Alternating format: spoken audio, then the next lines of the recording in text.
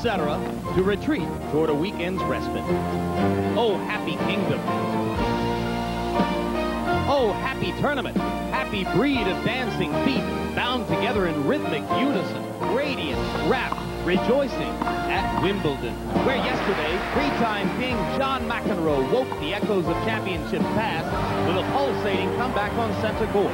How to check cash from down 2-1. A left-handed reach to pull the proverbial rabbit from the familial hat. McEnroe shook the All England club's foundations and raised his arms in triumph once more. Once more would make 10 for Martina Navratilova. Could 35 years and 7 matches make 10? Godspeed. But youth will somewhere be served. Maybe in the serve and return of 20-year-old Pete Sampras. Or maybe for 18-year-old tennis diva Monica Seles. Or maybe again for the soccer-bred star of racket rips, a cat like Stiche, in his own time, saves the last of his 9 lives for match point. Sign in. Day 5 arrives. Friday of week 1, and a day for action both on and outside the grounds of the All England Lawn Tennis Club. Because while 30,000 will file into the courts to watch the action here on the 5th day of the tournament, thousands more will settle outside and camp, awaiting a chance at the 2,000 standing room tickets the club has reserved for center court tomorrow in hopes of recreating the egalitarian excitement of last year's Middle Sunday rain-drenched experiment. Day 5 at Wimbledon takes place under the customary dirty blackboard skies. Hello again, I'm Jim Lampley along with Arthur Ashe. And Arthur, they are still talking here about John McEnroe's Desert Storm operation against Pat Cash yesterday, a victory that may or may not have been glorious for McEnroe in the overall context of the sport, but certainly at the moment was exciting to everyone here. Well, it certainly was, Jim. All of us wanted to see that match. It was the match of the tournament for all of us. It didn't disappoint us. Of course, you have to keep things in perspective. John McEnroe was playing Pat Cash, who had only played 6 matches all year. He was ranked 191. And I don't think John's going to win this tournament, although yesterday was a glorious day for him. Well, let's take a look now at a significant moment in the match that you pointed out last evening might have had a critical effect on events. Game 4, set 5, the last of McEnroe. Ranked in the world, 20-year-old American Pete Sampras given a chance by many to win the tournament against American qualifier Scott Davis. First meeting ever, and Sampras is heavily favored to win it. On center court, the defending champion, not playing at the peak of his game so far in the tournament, but playing well enough to remain a threat, third-seeded Michael Stiche head-to-head against Magnus Larsson, who in the last round defeated Carlos Costa, highest-ranked player in the world, not to have been seeded in the tournament. And Stefan Edberg is also on center court today, the 2-time champion against Grant Stafford of South Africa, whom he has beaten in their only 2 previous meetings. On court number 1, Yvonne Lendl should have an interesting test today against an Australian grass court player with championship breeding, Sandon Stolle, son of the great Fred Stolle. It's the first meeting ever between the two, and Sandon's dad will be broadcasting for Australia. Monica Seles, top-seeded woman, head-to-head with Laura Gildemeister, the Peruvian veteran, on court number 1, and the cagey Gildemeister could give Seles a few interesting moments. And Martina Navratilova, 4th-seeded 9-time champion, first meeting ever with Barbara Rittner on court number 1. Arthur, Martina is 35 years old. She had to stretch herself over 2 days to win a suspended match yesterday. 2 years ago, when the same thing happened to her earlier in the tournament, she went on to win it. What do you think? Well, I think whenever a match is postponed, it favors the more experienced player, and certainly that was true with Martina. Let's take a look at the biographies now as we get ready to look at Navratilova and Rittner. Well, Martina, 35, 5'8", 145. Her WTA ranking is 4. She now lives in Aspen, Colorado. Everybody knows that. And looking at her 20 consecutive appearances here at Wimbledon, she's won 105 singles matches, 9 singles tournaments, 7 doubles titles, and 1 mixed doubles title. Quite a record. And here is Barbara Rittner. Barbara Rittner happens to have the same height and the same weight, but after that, the similarities end. She's in the top 30. She's ranked 29. She's 19 from Odenthal, Germany. Has not won any tournaments, and I don't think that she is too much of a threat. Career rankings for Rittner, and you can see that she's made a rise from 349 in 1989 all the way up to number 29. What a jump start it would be for her career if she could get a win against Navratilova. But Martina's heavily favored as we take you over to court number 1. On a hot day on court number 1, Martina Navratilova has her work cut out for her. Cruising and in command of this set at 5-2 with the service break in hand.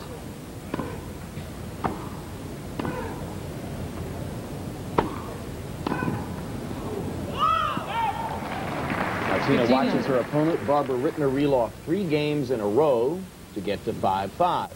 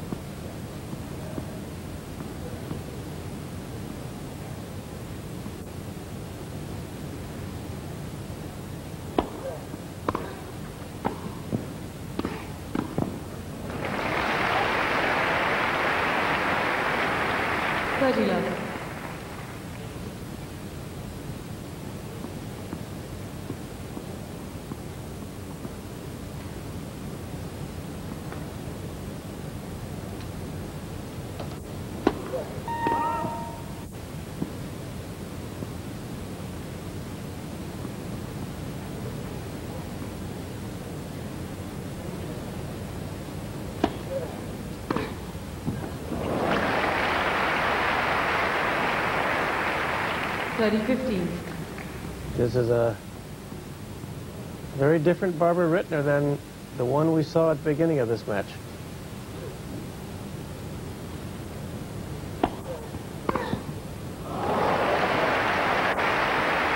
All. Martina serving wide, almost as if Rittner expected it to come there. Rack it up down the line.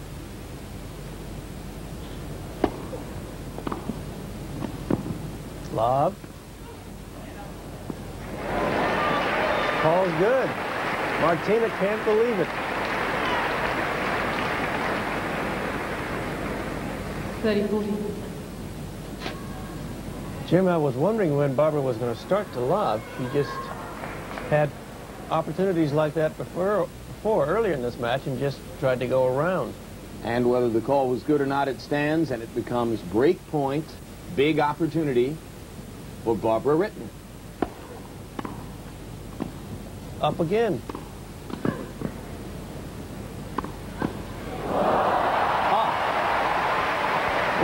Well, you're either lucky or good with that reflex. Or both.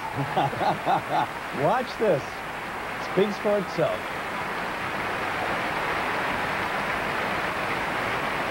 Now she'll throw her arm out. Celebrating. That's right. Gestures like that, if Martina comes up with shoulder trouble, we won't know for sure whether it was from serving.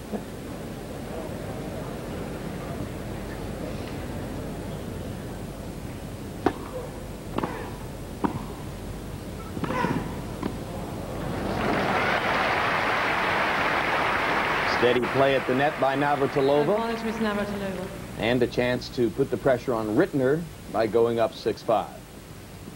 A little surprised Rittner is not lobbing more. Well, she's missed 3 of them. But it doesn't matter. Players Navratilova's age don't like to hit overheads. And they certainly don't like to hit a lot of overheads. It's tiring. It was interesting to see Cash forcing McEnroe to hit the overhead over and over yesterday. Juice. Probably thinking of exactly what you suggest.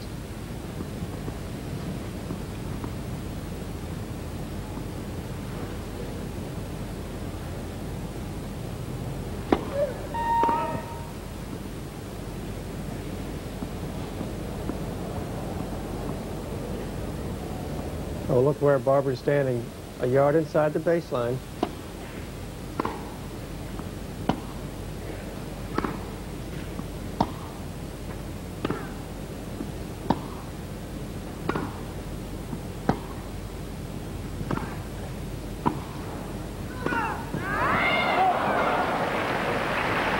Advantage Miss Navratilova.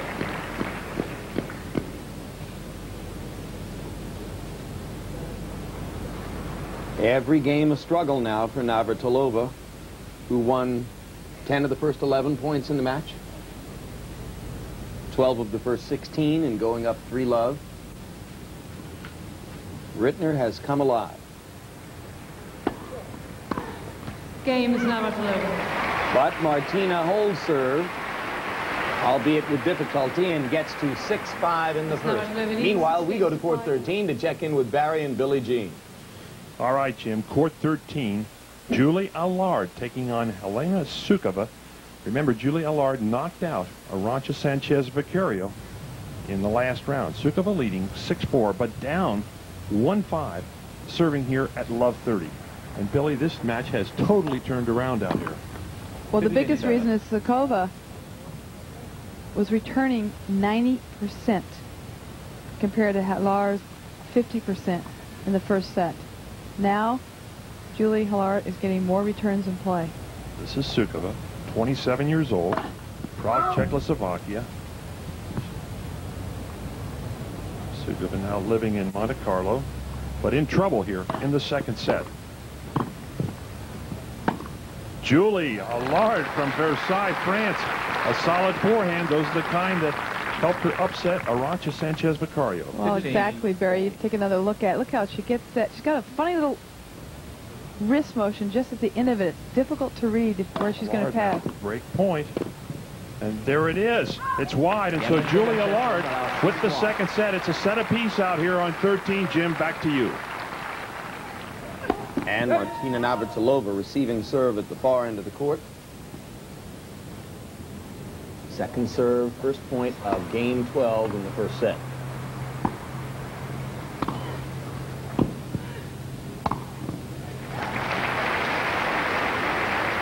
Navratilova can win the set with a break, or at the worst, she has to go to a tiebreaker.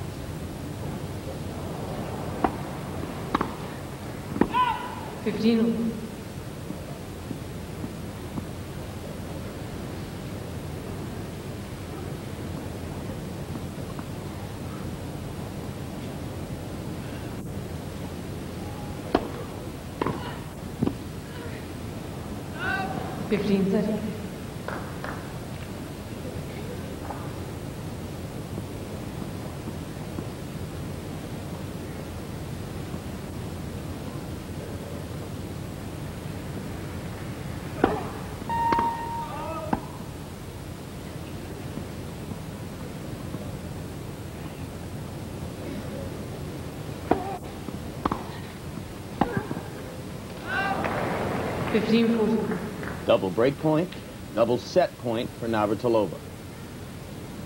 She has had one previous set point opportunity, but Rittner warded it off.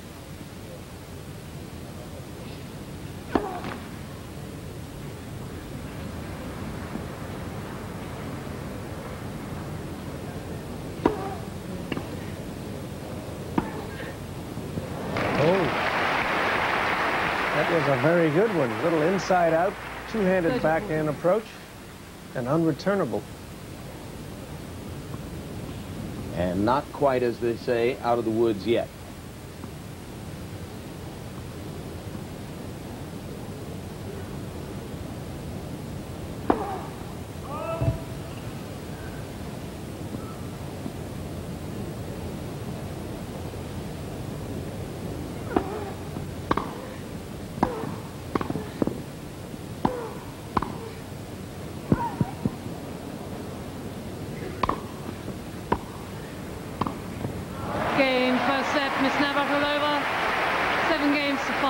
So into psychologically... All right, Jim. Julie Allard from Versailles, France, has come roaring back out here on court 13. She is taking on this woman, Helena Sukova. Not seeded this year, Billy. It's 5-3, Allard leading, and it's deuce.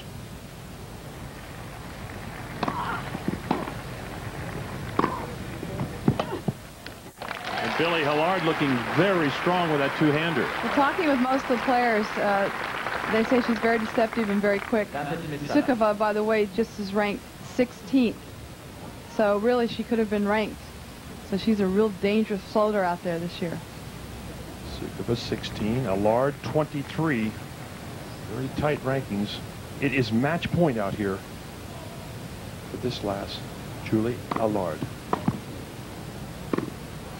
Good approach.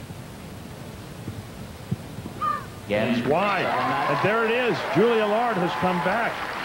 She lost the first set, came back, and wins it. Best of 3. Julie Allard into the next round. Let's have a look now where Julie heads in the draw. She is out into the round of 16. She will play the winner of Katerina Malieva and Mana Endo from Japan. That's the story. Back to you, Jim. So the upset flower of the women's draw, Julie Allard, continues to bloom as the clock strikes for Sukova, just as it did for Sanchez Vicario. Changing of the guard at Buckingham Palace, continuing changing of the guard at Wimbledon. We'll take you back in a little while to see more of Michael Stich.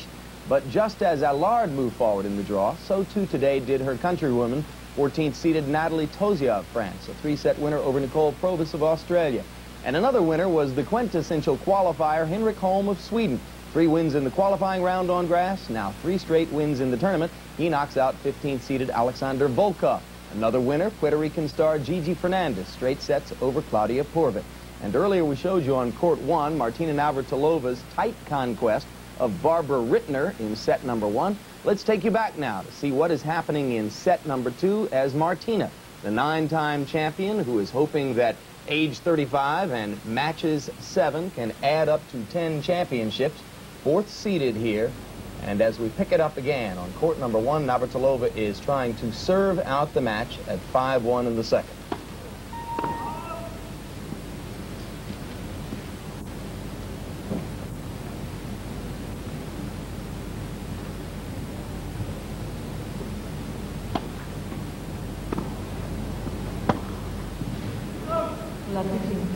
In classic fashion, Jim, what often happens with someone like Rittner, when she had her chances in the first set, couldn't capitalize, they fall apart a little bit in the second set. And that's exactly what happened here.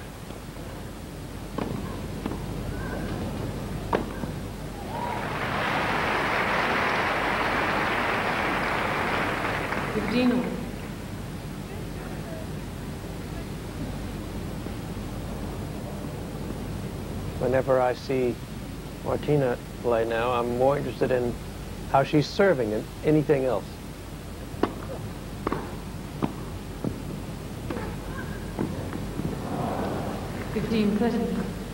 It's interesting, Arthur, because Billie Jean believes that while the serve is critical, she's also prone to volley errors from time to time. Yes, she does make silly errors for someone you think would not be doing that. Somebody who's won the title 9 times. 30. Just think for Martina in particular, her serve is a barometer of how she's feeling, how confident she is out there.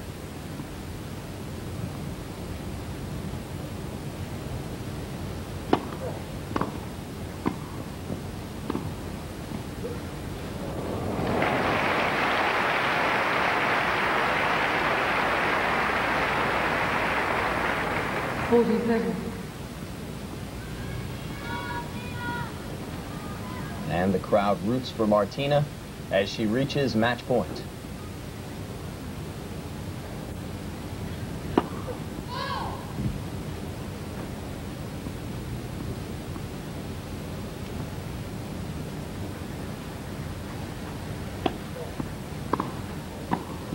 Game, set, a match, Miss Navratilova. Classic serve and volley, even on the second serve. Navratilova getting to net to put away Barbara Rittner. And after a little bit of a struggle in set number 1, it's smooth sailing in set 2 as Navratilova wins it 7-5, 6-1. In the next round, her opponent is almost certain to be rising German star Anke Huber, who could conceivably give Navratilova a little bit of a tussle in the round of 16. Very quick question about Martina. Much more calm year for her this year. No palimony suit, no untoward headlines. A bigger advantage for her than it might be for a lot of other players, right? Yes, no, I would agree with that.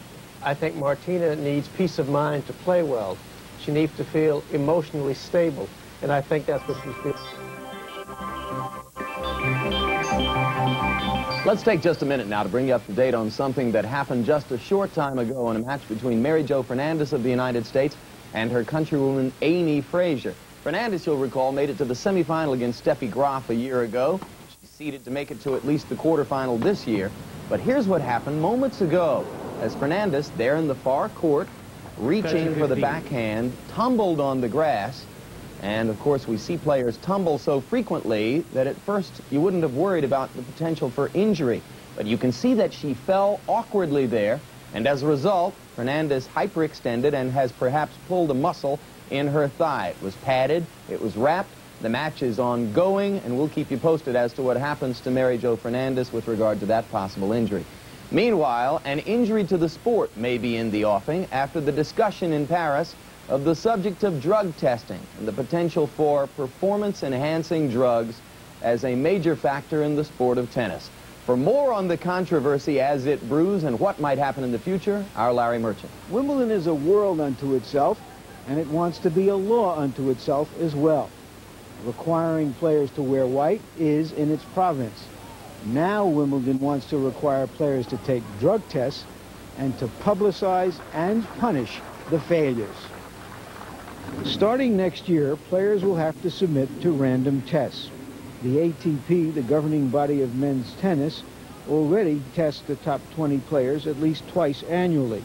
The WTA, the women's group, also tests. Yet John McEnroe and Steffi Graf have been outspoken in demands to step up the process. Graf says she's never been tested.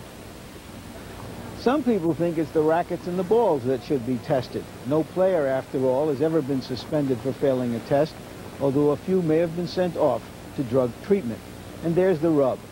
Americans tend to see the problem as a social problem. At Wimbledon, they see it plainly as cheating. Cheating opponents, cheating the public, cheating that should be punished. This has the makings of a lovely war. All right, Arthur, let's talk about that war, and leaving aside the question of so-called recreational drugs like cocaine, because frankly that's what Larry was referring to when he talked about treatment. The issue here is the performance-enhancing drug anabolic steroids. Right. Do you think that they have been widely used or used at all in tennis? Well, I'm sure they've been used to some extent by some players, but is it a problem in the sense that a lot of players use them? No, I don't think so. And I think if they had been used, we would be able to see it and there would be more evidence of it. Do you worry about the potential stain on the sport of expanding the testing program? I don't worry about it, but I do worry about the idea that the public will think that if we haven't gotten ahead of it, preempted the problem, as it were, then there may be a problem. And so I think testing is probably worthwhile. I don't think the players would object to that. So when John McEnroe says, as he did in Paris, that he thinks some top players have used them to advantage, you say you're not sure? No, but I would also say, like with Carl Lewis, name them. Who are they? Of course, Carl Lewis has tried to do something about it in the sport of track and field, and with each passing day, particularly this week, it appears that track and field continues to be damaged regardless of what it tries to do about performance-enhancing drugs. Let's hope tennis doesn't ultimately face the same dilemma.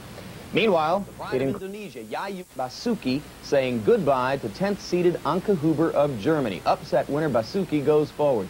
Katerina Maleva spelled endo to the chances of Mana Endo, straight set 7-5, 6-3. Julia Allard, upset conqueror in the last round of Arantxa Sanchez Vicario, has another upset scalp, veteran Helena Sukova. And we showed you earlier the incident in which Mary Jo Fernandez appeared to hurt her right leg while reaching for a backhand on center court against fellow American Amy Frazier. We're going to take you back now to the match to see what's happening. At the time at which Fernandez fell and appeared to hurt herself, it was 3-3 in the first. Frazier won the next 3 games to take the first set 6-3, and as we go back, Fernandez trails 5-3 in the second and is serving to try to stay in the match. It is double match point for Amy Frazier. Fernandez, semi-finalist with Graf a year ago.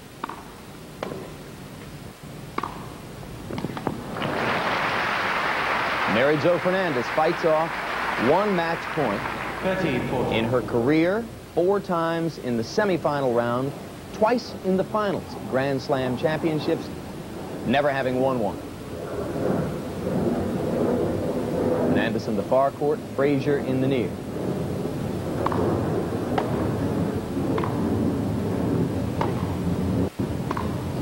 Game, set, match. And there it is. An upset on center court, perhaps facilitated by an injury to the right thigh of 7th-seeded Mary Jo Fernandez. And Mary Jo goes back to Miami. Larson. How hot was Pete Sampras? Straight sets, bigger lopsided scores over Scott Davis. Upset, Amy Frazier beating Mary Jo Fernandez, who apparently pulled a muscle or strained one in her right thigh. Ivan Isevich, 22 aces in the straight set win over Rosté, 56 aces in his last 7 sets. That's 2 free games per set. And Martina Navratilova got a straight set win over Barbara Rittner and provided us also during that match with the most entertaining point of the day. Let's take a look at the insouciance of Martina as she played before an enthusiastic crowd, hit that shot, reaching behind the back, and gave us the ebullient congratulatory or self-congratulatory fist throw. Martina Navratilova playing well and moving on in the tournament. Now we're ready to give you your first look at the diva of women's tennis, Monica Seles, playing Peruvian veteran Laura Gildemeister. The match is taking place over on court number 1, and Seles, whose ground strokes have carried her well through the early part of the tournament, has won 2 of the 3 previous meetings with Gildemeister, but the simple fact that Laura's won once gives her at least a chance to give it a run. Let's go to Barry and Billie Jean.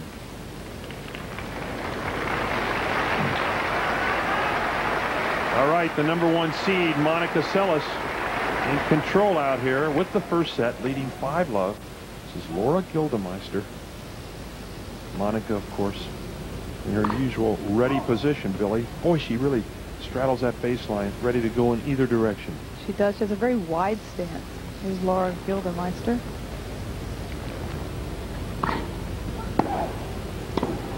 Love 15.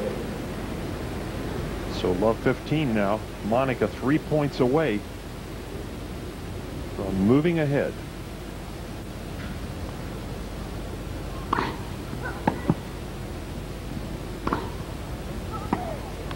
Well, Gildemeister beat Monica back in 1990, Billy, but that's a little while ago. Well, Virginia Slims of Florida.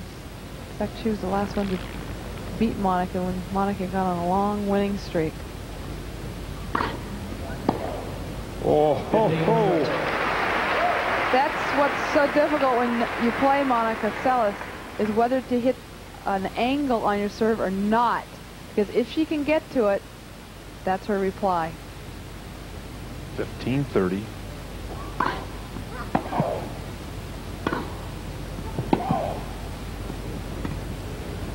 Oh, yes, well-disguised drop shot from Gildemeister. Laura Gildemeister trying to stay alive out here on court 1.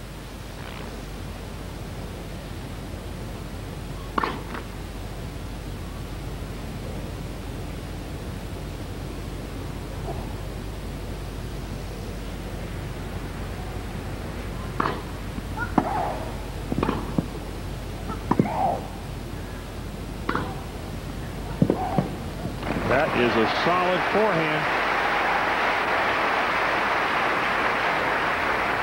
14-30. Well, Laura is effective off the ground. She has a very wristy forehand, so it's difficult to read.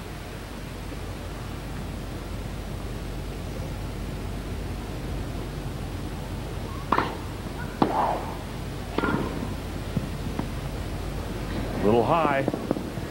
Yes. And Laura Gildemeister staying very much alive out here against the number 1 seed. A packed house on court number 1. Seles leads 5-1. Monica now will be serving for the match. They've been at it an hour and 3 minutes. Billy, what about Monica's serve? How effective is her left-handed delivery? Over the last 2 years, Monica Seles has really improved her serve. She has more velocity and better direction on it. Like this. When you think about it, a left-handed serve is always tough to return. She has the best of all worlds, a left-handed serve and then those great ground strokes to back it up. And that's the one she's improved. Out wide. Out wide to a right-hander's forehand. She's learned to pronate, to come through the ball and really get some momentum behind the face of the racket. 15-love. Seles again trying to go down the center for an ace. It's wide. There you see Laura Gildemeister twisting her racket.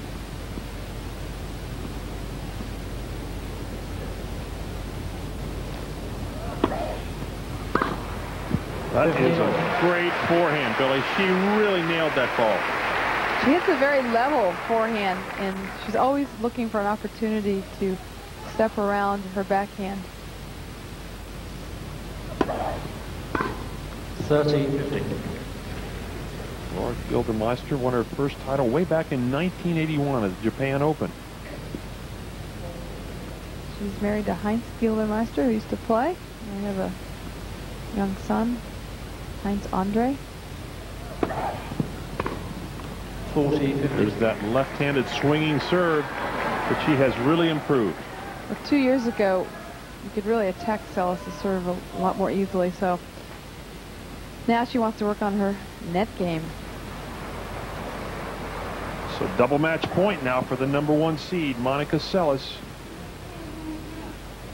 She plays so fast, doesn't she? She really does. I mean, you've really got to pay attention.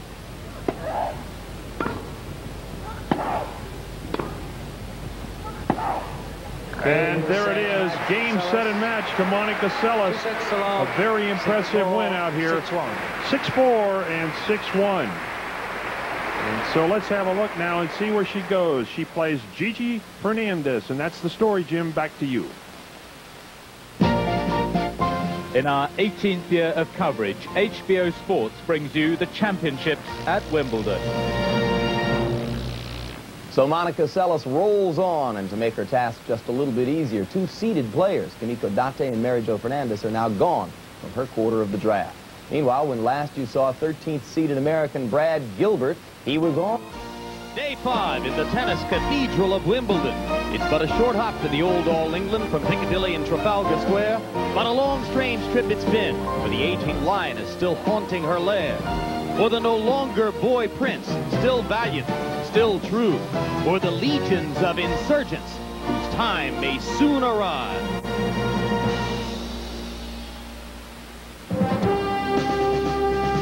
Hours after John McEnroe electrified the All England Lawn Tennis Club with a stirring revival of his glorious and tempestuous past, Wimbledon's galleries return, re-energized, refocused on the gathering drama of Day 5. Another day for youth and antiquity, left-handed and right-handed, losers and winners.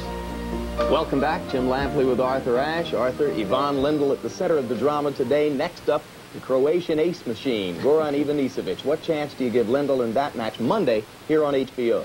Well, I certainly give Lindell a chance, but I think... Sticking a foot into his or her mouth after a disheartening loss, and it happened today. Dutchman Richard Krajicek, after a surprise loss, told the assembled reporters that, quote, 80% of the women at Wimbledon are fat, lazy pigs who don't belong on center court or court 1. Later, chastened, he scaled it back to 75%. Why? Krajicek might have been feeling a little thin himself after going up 2-1 and losing to lightly regarded Arnaud Bush of France. Elsewhere, Goran Ivanisevic with a straight set win over Marc Rosset, 22 more aces for Ivanisevic. Natalie Toziak with a 3-set win over Nicole Provitz of Australia. The upset of the tournament on the women's side, Indonesia's Yayuk Basuki, straight sets over 10th seeded Anka Huber. And Katerina Maleva said endo to Mana Endo's chances in straight sets 7-5, 6-3. Now for another perspective on the day's big events, let's turn you over to Barry McKay and Billie Jean King. All right, Jim, thanks very much. Well, 3 young players did some growing up on the center court and #1 here at Wimbledon today. Billie Jean, Sandon Stolle almost had a big one. Mary Jo Fernandez on center court at Wimbledon against Amy Frazier, Billie, who showed a lot of grit. You're right. Frazier is ranked number 18 in the world, Barry, and she's got such tenacity, determination. She hangs in there, and she's deceptive. She's much better than she looks. This was one of the longest rallies in the match. Frazier back and knocked off the overhead. Now, first set, 3-all. Things were getting tense. Amy Frazier in the near court. Mary Jo on the baseline on the far side. This is just typical of the long rallies they were having throughout the match. Right here, Mary Jo Fernandez hyperextended her right leg. And gingerly getting up and having her right thigh taped by Kathleen Stroya, the WTA trainer. And now we speculate. I wonder how her movement is going to be affected. Barry? That was a most unusual scene at center court. Amy Frazier moved to a 5-3 lead. And on a Fernandez error, Amy Frazier had won the first set 6-3. Now 4-1 to Frazier, and it was obvious that Mary Jo was really having trouble moving. It certainly was, especially forward. Didn't even try for it. It was a sad scene on the center court. As match point arrived, Mary Jo in big trouble.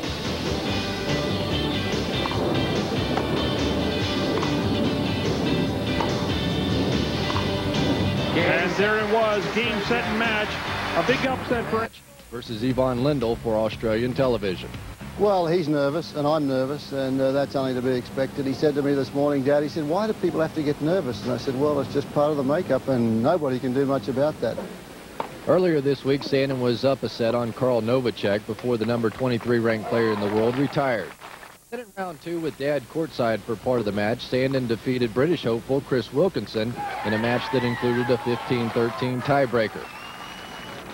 Producer Tony Sinclair said Fred had a little trouble with his concentration in that match. Ladies action. What we were doing was coming out of a commercial break, giving the score update. Well, at one stage we went across there during the tiebreak, and it was about 12-11, and Fred completely lost the thread of the match.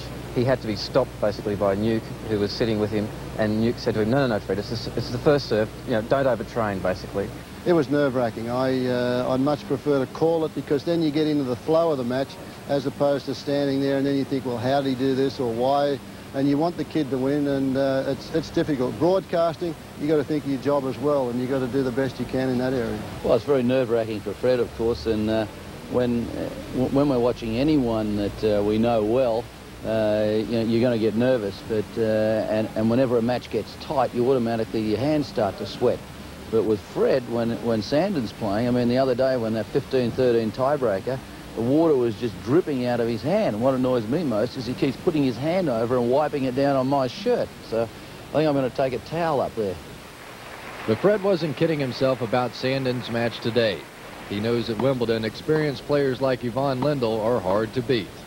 I think that if he beats Lendl today, it'll be you know, a bit of a miracle as far as I'm concerned. A lot of people give him a chance, but Lendl's been here before. It's Sandon's second time here. If he wins, it'll be a remarkable feat. In an almost cruel twist of fate, Fred had to call the match of fellow Aussie Wally Masur, while Sandon was playing the first 2 sets of his match with Lendl. 5-all, we'll keep you abreast of that match. We're now going back to court 1, where Sandon Stolle has broken the serve of Yvonne Lendl in the opening game of the 3rd set and held his own.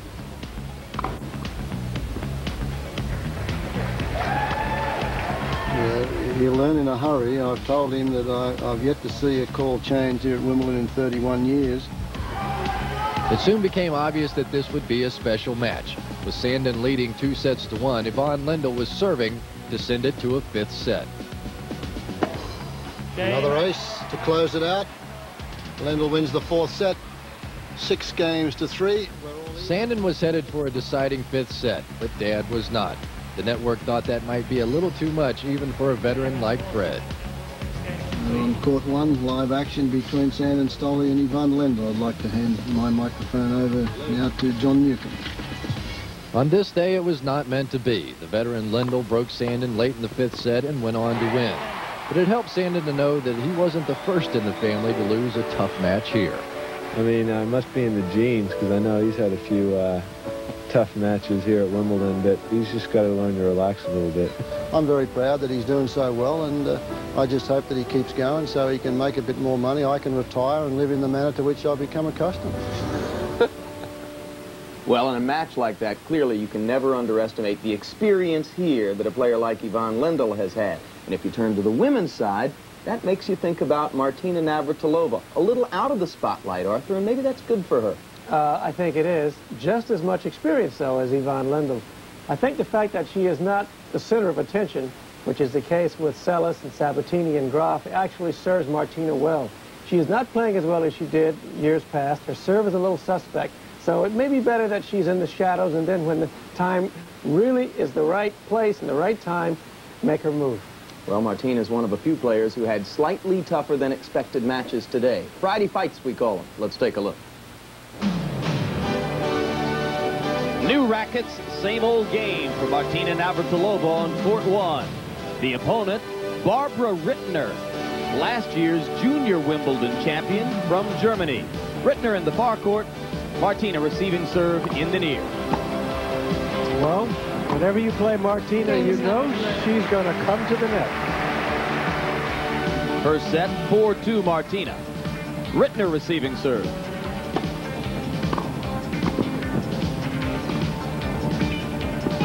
Game is now underway. And Martina went up 5-2. But then Rittner got some points. She started to play better then. Game is Rittner. Not intimidated anymore. And she got to 5-5 to create some nervous moments for Martina. At 5-5 in the first, a break point with Navratilova serving. Chance for Rittner to go up 6-5. Martina in the near court. And here's a chance. Point blank range. And the shot of the day. Certainly behind the back and right down the middle. Let's watch that again. Now she has her dead rights and around her back and past the right side of Barbara Rittner. Averting the service break and giving the chance to Martina to maintain an advantage. She got to 6-5.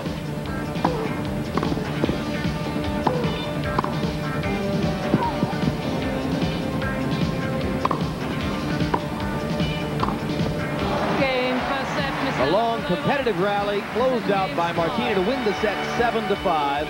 From there on out, she was fully in control. Second set, 1-1.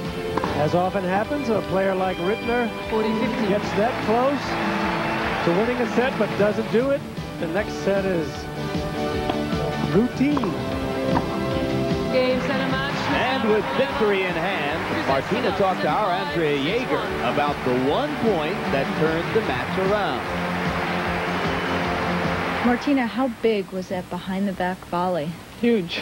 Turned the match around for me because I was up 5-3 serving. I had been cruising on my serve, 30 love, and she came back, broke me. Then I was up left 30 on her serve. Set point, she hit a great passing shot down the line.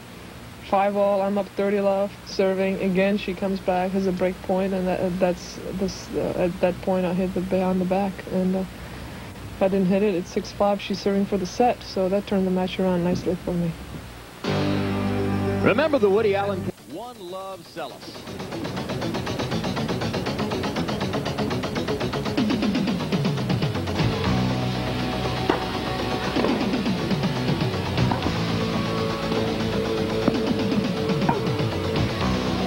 Just inside the sideline. And on the strength of winners like that, Gildemeister stayed tight at 4-4. Seles serving in the near court. But no matter how tight the match becomes in the first set, you always get the feeling that it's just a matter of time. 5-4 Seles in the first. Time now to close out matters.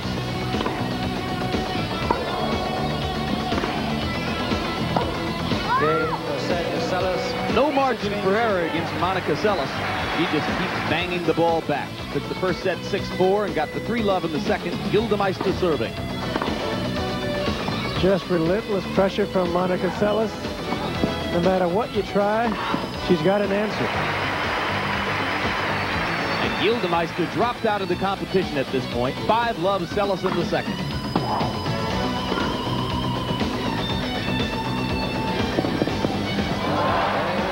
But that winner gave Gildemeister a chance to win one game in the second. They reached 5-1 Seles. 15. Is the serve getting better, Arthur? Certainly looks like it, at least here on court 1. Same game, match point.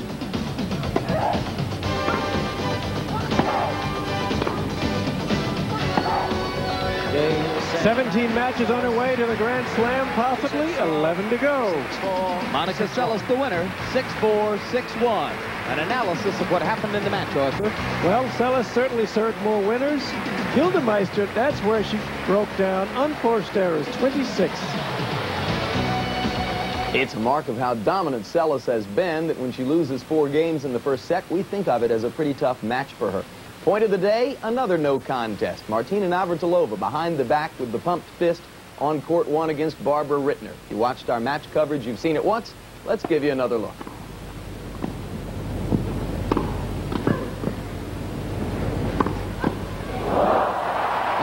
Martina feels that good just to be at Wimbledon again. Meanwhile, we remind you of an important program for us at HBO Sports coming up.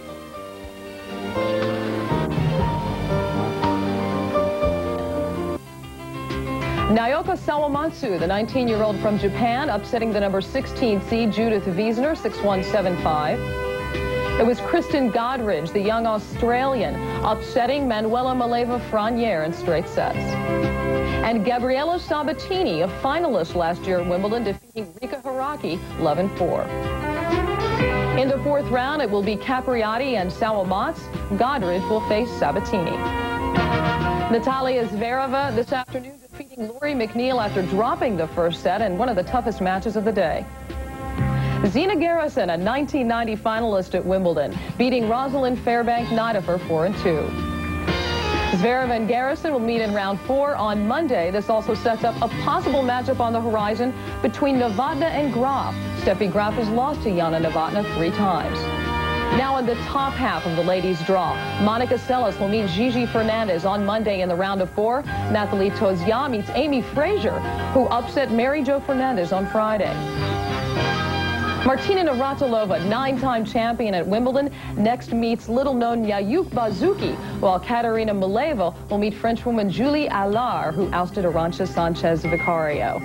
A couple of upsets, Chris, but the women, as usual at Wimbledon, pretty true to form so far. And what about Jennifer Capriati, the youngest ever semifinalist last year? What do you think of her play so far? I think Jennifer's playing well. You know, she's going for the lines, so she's making a few more errors, but also a few more winners as a result. I think if I were to have one criticism of her game is that she's not really taking advantage of her leads. In her first round, she was up 5-1 and squandered that lead. And in this match, she was at 4-1, lost a few games. She tends to relax when she's ahead, and she really needs to close out these matches. Jennifer Capriati in the far court, a straight sets win over Patricia Hy. And I'll tell you what, looking at Jennifer during this tournament, Chris, she seems to be moving a little bit better. Well, she went home after the French and took off 15 pounds, so she is moving quicker around the court. What about an opponent that Jennifer might be facing in the quarterfinals? And that looms as a terrific matchup. Gabriela Sabatini, Jennifer Capriati. Gabby, in the final last year, came very close to winning. Can she make it back? Gabby can definitely beat Jennifer. I think she has that classic serve and volley game. She's up 8 matches to 3. And I think that people have forgotten about Gabby. All the emphasis seems to be on Monica and Steffi. And, hey, she has no pressure on her. Come to an abrupt halt today as he finally made it onto center court, but shockingly lost to Andrei Olkhovsky, a Russian qualifier. Elsewhere, Guy Forget defeating his French Davis Cup partner Henri Leconte in 4 sets. And Jeremy Bates, the British #1, causing quite a stir here in England as he defeats Frenchman Thierry Champion. It will be Olkhovsky in round 4 against the winner of the McEnroe-Wheaton match, while Forget will next meet Jeremy Bates. Boris Becker has been to the finals 6 times in the last 7 years, defeating Brian Shelton of Atlanta in 4 sets. And Wayne Ferreira defeating Mexican Luis Herrera, who ousted Jimmy Connors in round 1.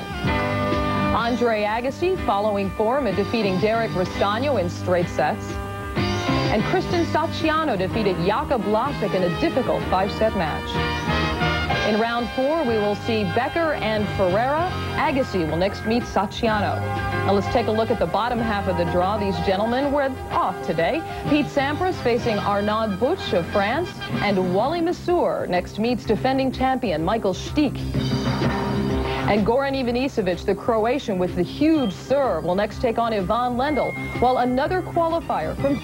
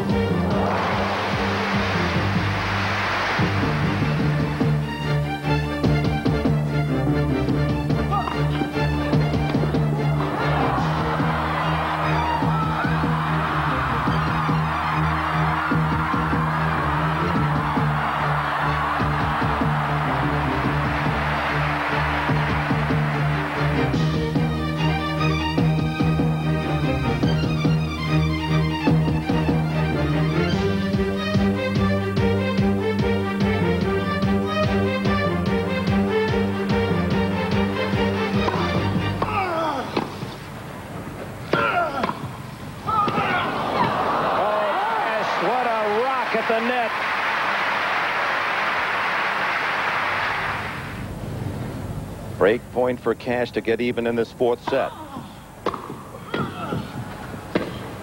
Oh. McEnroe.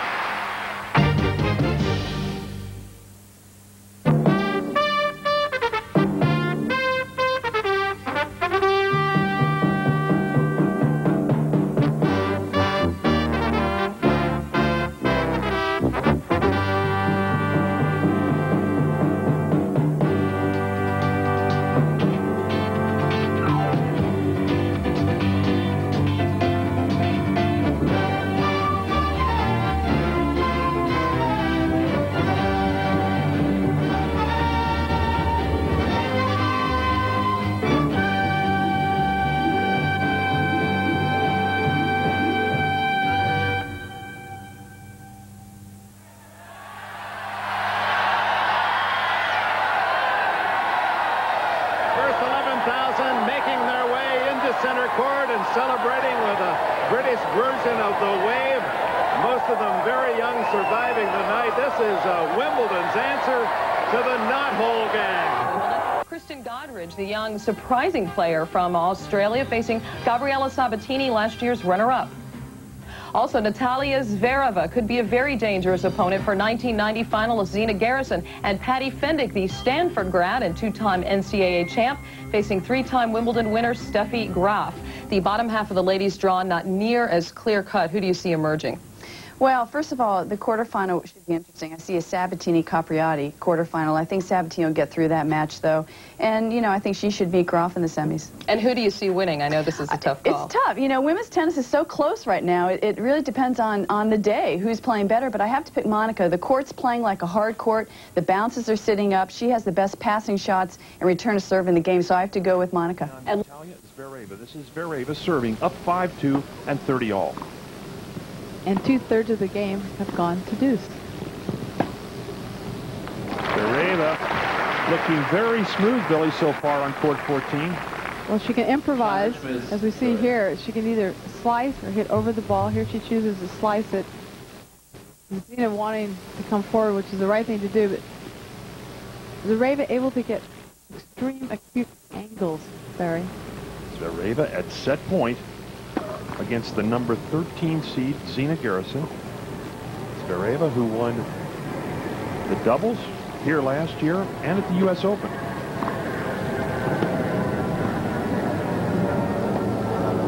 And there it is. Natalia Zvereva has now reeled off 6 consecutive sets. 2 against Cash, 3 against Wheaton over the weekend, and the 1 here today. We'll be back to check on John a little bit later on, and later on you'll be seeing Pete Sampras, who this past Friday in his win over Scott Davis was as overpowering as any player has been in the tournament so far. But in addition to those men's matches, there are also some important matches today in the women's draw. And for more on that, we send you out now to our colleagues Barry McKay and Billie Jean King. All right, Jim, thanks very much. You know, they say the Wimbledon fortnight is really 2 separate tournaments, week 1 and week 2. We are at day 1, week 2, Billy, and this is where they separate the women from the girls. What about this round of 16? It's very unusual because usually when we get to the round of 16, the seeds all start playing against each other. But the most unusual thing has happened. Every seeded player is going to be playing against an unseeded player. We're going to have a look now at the ladies' singles draw, where it stands today. Seles Fernandez could be some kind of a match. Gigi Fernandez is on a roll, and she's a big serve and volley, very powerful. I think she could really test Seles. Very interesting. And in the bottom half, we've got 2 junior champions at Wimbledon, Zvereva and Garrison. They both won the junior title here. But in the upper half there, Capriati and Sabatini, one of those 2 players will not reach the semifinals. That's true. Capriati at number 6 and Sabatini at number 3. It's too bad they're going to have to play each other probably in the quarterfinals. All right, Billy, here's the question. Will the top 4 seeds reach the semifinals? I think so. The only question mark is that Capriati-Sabatini match. Zina seeded number 13 against the unseeded player from Minsk. This is Zina Garrison.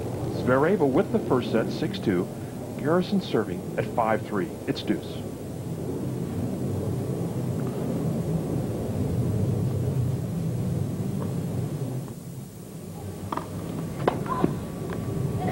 These 2 have played 8 times. Garrison with a 5-3 head-to-head record, Billy. She should have some confidence. She should, but Zvereva is playing very well today. And you can tell that she's having fun hitting so many different shots. Zvereva has a great imagination. Set point here for Zina. Good concentration.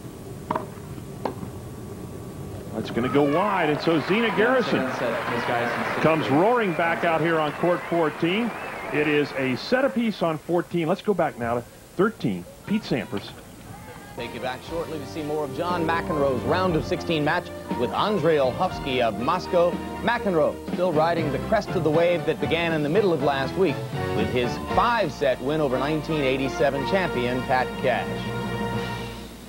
Another man still riding the crest of a wave from last week is England's Jeremy Bates. You remember he beat Michael Chang of the USA in the first round. Since then, English fans have gone positively psycho for Bates, who over the weekend beat France's Terry Champion in 5 sets to become the first Englishman through to the round of 16 in 10 years. He's playing on center court against Guy Forget. We're going to pick it up now at 9-all in a first-set tiebreaker. And because of the English excitement for Bates, we will vary slightly from our routine here as we go to center court and turn you over to BBC commentators Barry Davies and Bill Threlfall.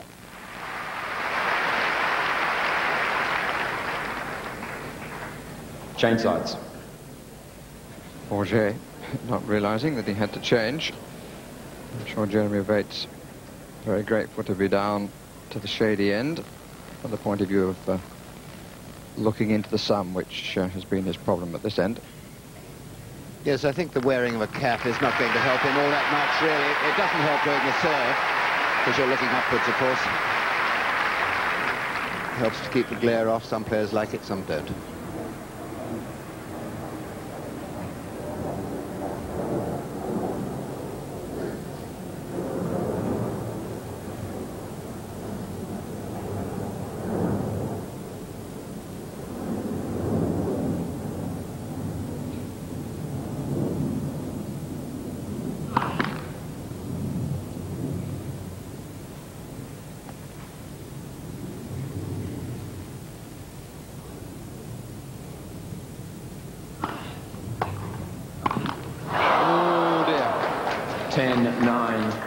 Forget.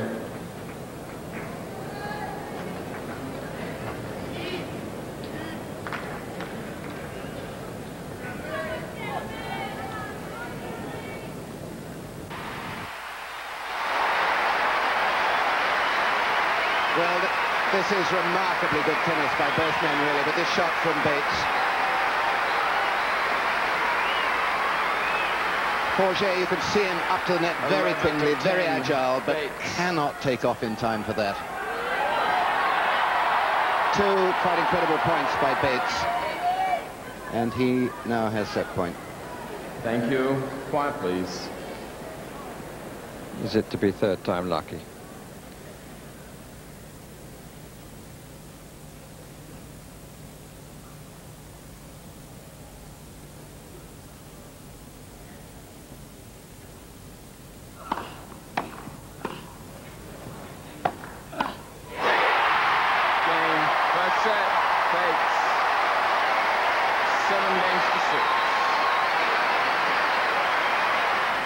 Jeremy Bates is 30 years old. He'll be married in September, and the downside of all this is that his wedding will now be the subject of endless tabloid gossip and major league invasion of privacy. We're going to take you back to court 2 now to see something that happened just a short time ago in John McEnroe's match with Andrei Olhovsky. We pick it up with McEnroe breaking Olhovsky's serve in the second game of the second set.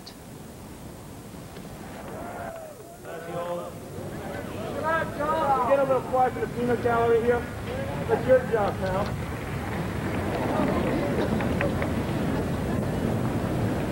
John complaining to chair umpire Sultan Ganji about noise from the crowd. And at that point, his temper was reaching the boiling point.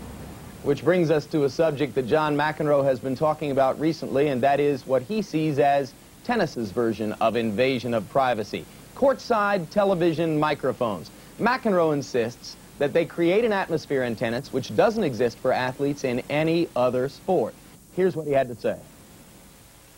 Sometimes you feel like you wish you could get the benefit of the doubt as far as not having a mic where it's literally a couple inches away from you and you mutter something and it's heard by millions. And you're not thinking in those terms. Unfortunately, you're thinking of, well, no one in the stands heard it. Not one person in the whole stadium of 15,000 people heard it. So therefore, you don't think it's any damaging, but then all of a sudden you realize that there's a television microphone there. You think you're in the middle of a heated exchange, but when it comes across on the TV, it sounds like the guys are about ready. You're about ready to kill somebody, and it comes across like 3 to 4 times louder than it actually was. That's when I really, really regret it, because I really feel like naked, like I was just my clothes are taken off, and here I am, the upset artist Julie Allard, 6-love and 6-3. So the seeded Maleva goes forward as chalk is beginning to hold the 4 in the women's draw. Same thing happened as Navratilova, 14th seed, got rid of the dainty American Amy Frazier, 6-love and 6-3. And we're going to take a look at another women's match now. Call it Z squared. On court 14, this took place just a little while ago in the match between 2 former Grand Slam finalists, Zina Garrison, who made it to the final here a couple of years ago, against Natalia Zvereva, who once made it to the final of the French. Let's go to Barry and Billie Jean's commentary.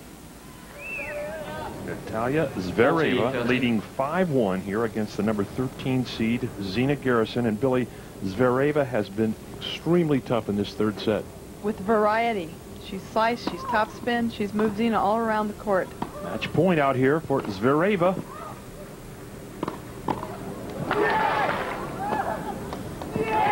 And there it is, Natalia Zvereva from Minsk, a very happy youngster.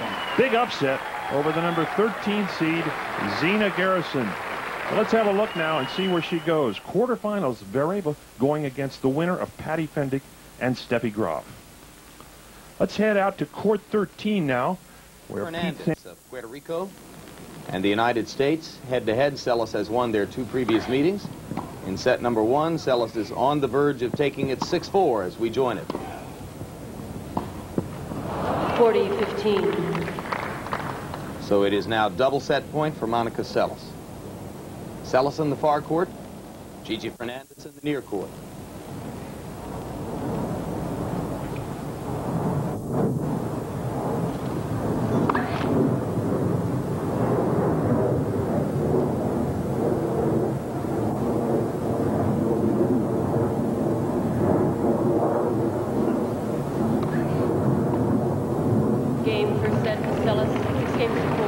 And on that weak backhand return by Gigi, woman Seles has won the first set 6-4 with some spirited competition from Fernandez and is leading in the second 5-2. And as you can see, we have arrived at match point for Monica Seles.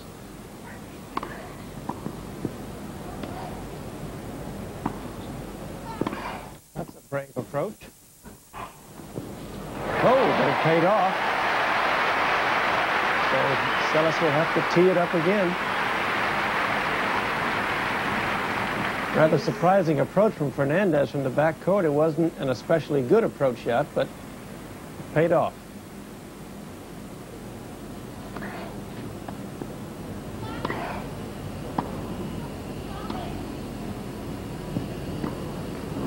Advantage with Seles. Well, match point again. Fernandez preparing to bite the handle off the racket.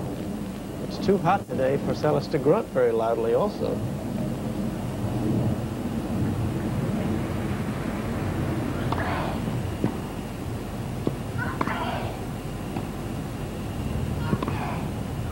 Game, set, match with Seles, 6-4, 6-2. And with that, Monica Seles, passing from the baseline, knocks off Gigi Fernandez and moves on into the quarterfinal round herself, where Seles' opponent will be the 14th-seeded Frenchwoman, Natalie Tozia. Now let's pick up the narrative of another top-seeded woman, Gabriela Sabatini, playing on court 14, and we'll pick it up there with Barry and Billie Jean. All right, Jim, the number 3 seed, Gabriela Sabatini, out here on court 14, going against Kristin Godridge from Traralgon, Australia. Sabatini well in control. This is Kristin Godridge serving at deuce, down 1-5.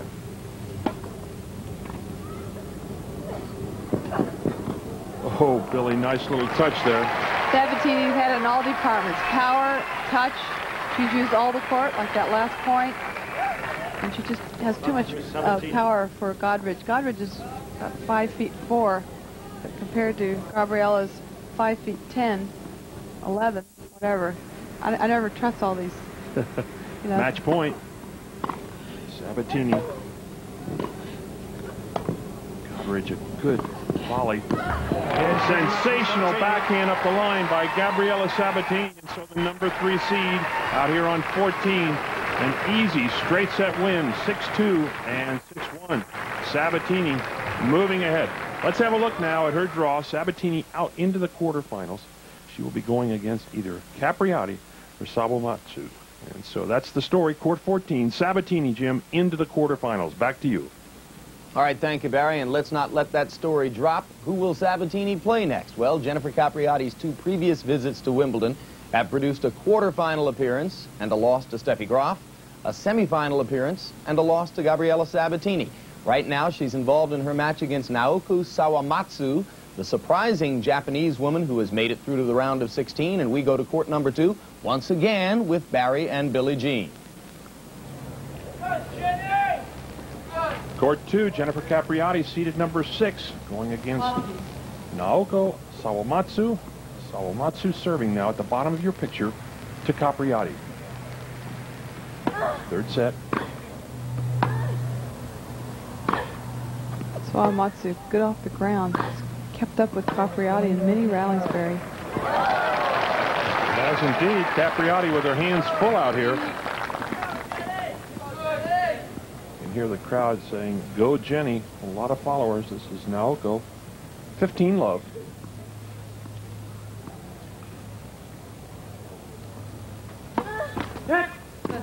Let her serve.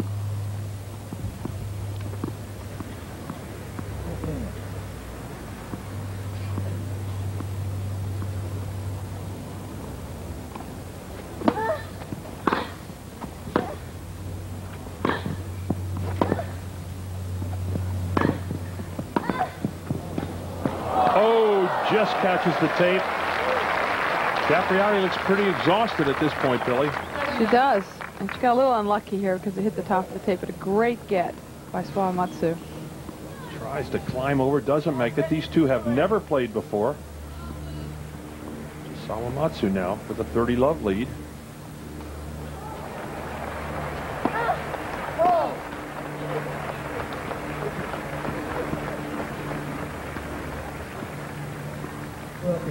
Jennifer creeping in front of that baseline, Billy, trying to put pressure on the second serve.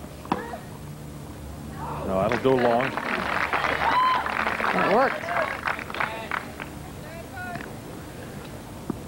Sawamatsu won the Singapore Open in 1990. A look at the points won on first serve. Capriati just ahead by 7%. Not a huge difference. Sawamatsu has a win over Garrison. You have to say the Japanese contingent has done well this year at Wimbledon. Matsuoka. Yes. Had a good match, the young player coming up on the male side. Oh, Capriati unloads.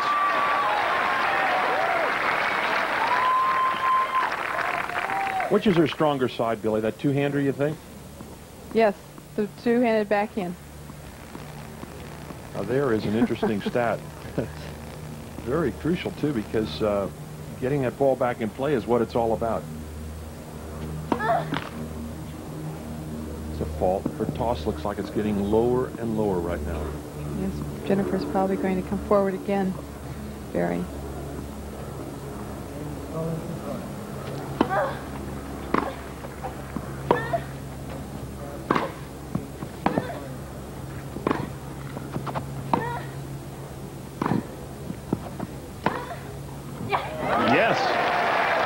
Sawamatsu again with that flat forehand cross court. Well, that's her favorite shot. She likes to get you off the court and give it a smack. She's very flat off of both sides, and you can hear her grunting just like Seles. There's a lot of noise out here. 40-30 now. Sawamatsu trying to finish off this game.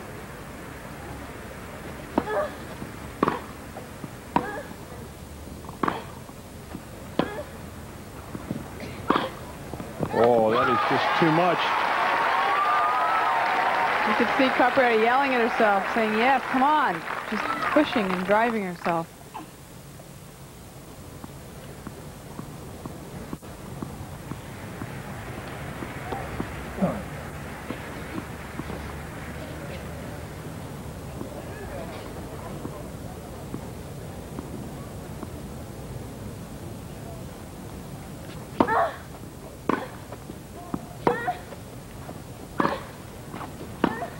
No. She got a very low bounce on that ball.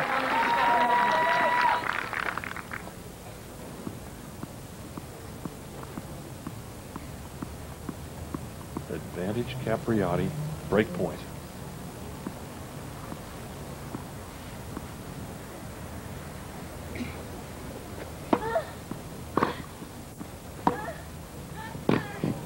Yes.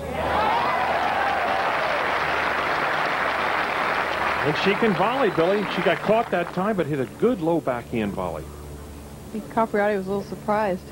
Sawamatsu just kind of snuck in there. Yeah. She likes all sports. Swimming, skiing, skating, of course, baseball.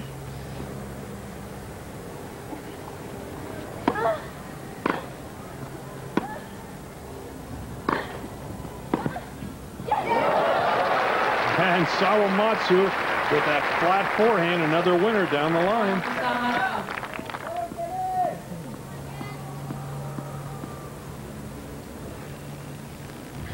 She's doing a little talking to herself. This has been a much tighter match than she expected.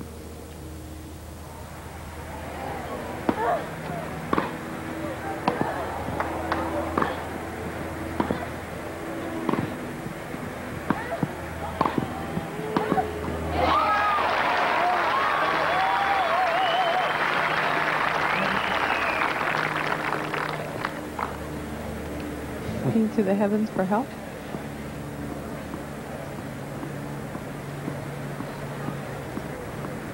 Look how tight this game is, Barry. Just going back to deuce. I don't think Sawamatsu has the wherewithal to get in behind her serve, Billy. That's the one difference here. She rarely comes in behind it.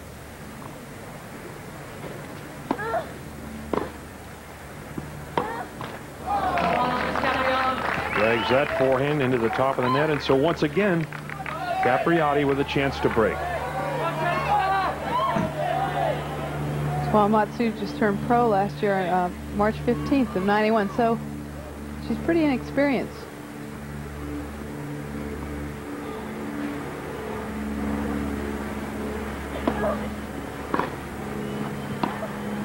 Serve, and there it is. Capriati breaking out here on court number 2. And so 4 games all. You see the score there. Capriati with the first set, 6-4. Sawamatsu came back to win the second, 6-4. It's dead even in the third. Court number 2, the number 6 seed, Jennifer Capriati, taking on Naoko Sawamatsu from Japan against Yayuk Basuki from Indonesia. Martina seated number 4 on center court. This is Yayuk Basuki, a fine athlete from Indonesia. It's deuce. Martina well in front here on center court. Looking pretty relaxed, Billy. She's delighted to be out here again on center court. She loves to be here. It makes her very happy. For happy hunting grounds. Very close second serve. And Basuki missing with the backhand topspin. It is match point for Martina here on center court. Basuki was voted the Indonesian Athlete of the Year for '91 by the public and the media.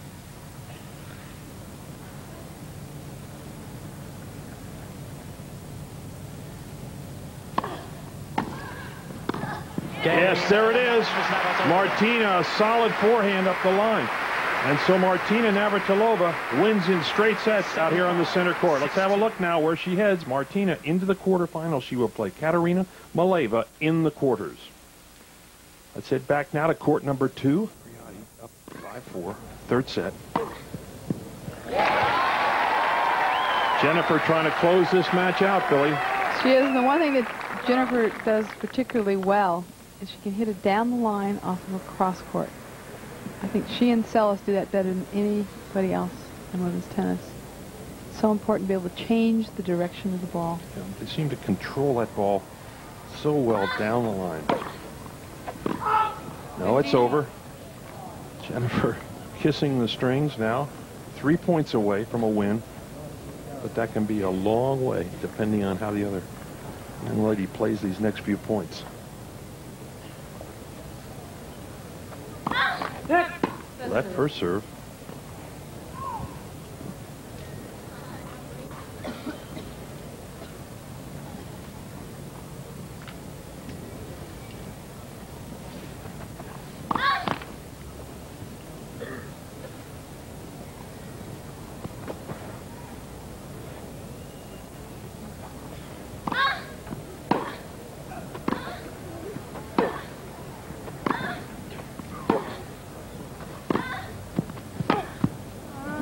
Going to go wide. Sawamatsu hanging in here. A lot of pace from both forehands there, Billy. Very few players can keep up with Capriati off the ground. So Sawamatsu is showing me some gumption here. You can tell that she's determined. 30-15. Sawamatsu trying to get even at 5-all in the third set out here on court 2.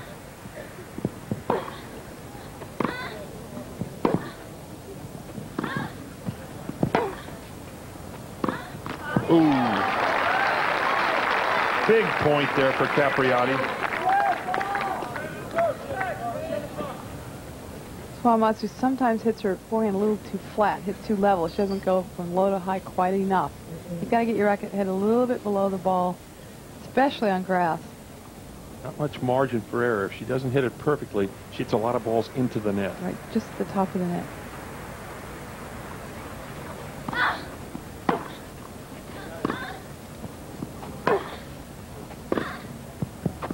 No, it's long.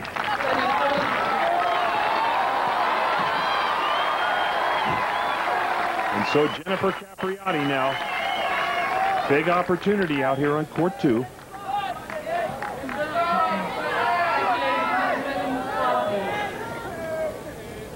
Match point, 30-40. Pressure all on Sawamatsu.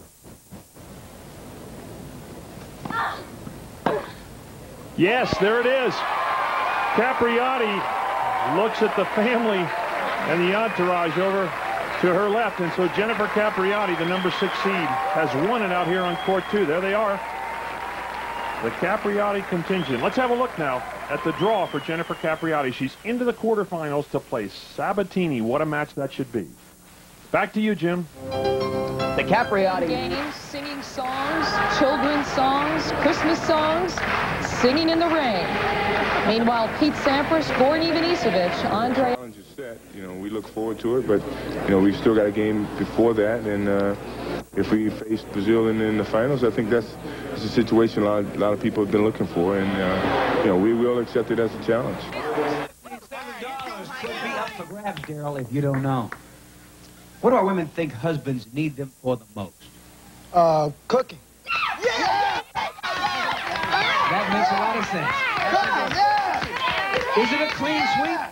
With cooking. The Addams family have the lead right now, but when we come back, our champions are going to get in this game. Don't go away. Your family fun store, Pool Master One store, from claiming a stake to taking a break, from making a splash to saving some cash. You really ought to get it at Pool Mart. Hey now, Pool Mart, your family fun store, is going to pay you $500 in cash. All you've got to do to earn it is show us a lower-priced, comparable quality swimming pool from anybody. Shop around, then come see us at Pool Mart, and you're going to find... You really ought to get it at Pool Mart.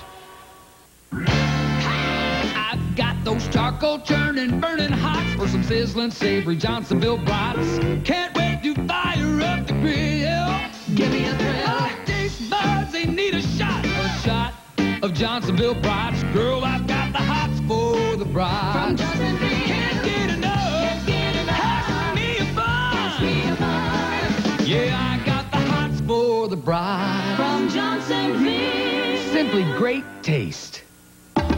As if drinking Pepsi wasn't rewarding enough, now they have a Gotta Have It card. Pepsi, Cindy. It gets you great deals on everything from MCI Personal 800 service and Eddie Bauer to great vacations. More food, Cindy. But what really impressed me about this card was the incredible attention and courtesy people show you. A towel, Cindy. Hey, Cindy, would you like to steer the ship again? We got to get one of those cards.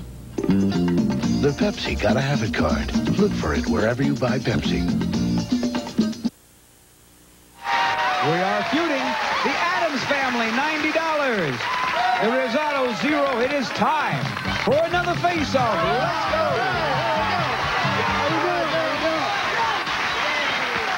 go. Daryl against Tom, and the top 5 answers are on that board. We ask 100 people. Name something specific that could give you a rash. Most famous court in tennis. The top 2 rated players. Number 1, Monica Seles. 18, Novi Sad, Yugoslavia. 22-year-old Steffi Graf, Brühl, Germany. Seles, the hard-hitting and loud grunting, seemingly unbeatable player, has won the last 5 Grand Slam events she's played. It's her first Wimbledon final. Graf, the defending champion. In 1988, she became only the 3rd woman to win all 4 Grand Slam events in a year, joining Mo Connolly and Margaret Court in that exclusive club. Part of Wimbledon tradition. Ignored. Oh, no, they do have the flowers. They've set them aside. That all began in 1946. They'll take the prize photography requests before they start their warm-up. Graf and Seles, so much riding on this championship match.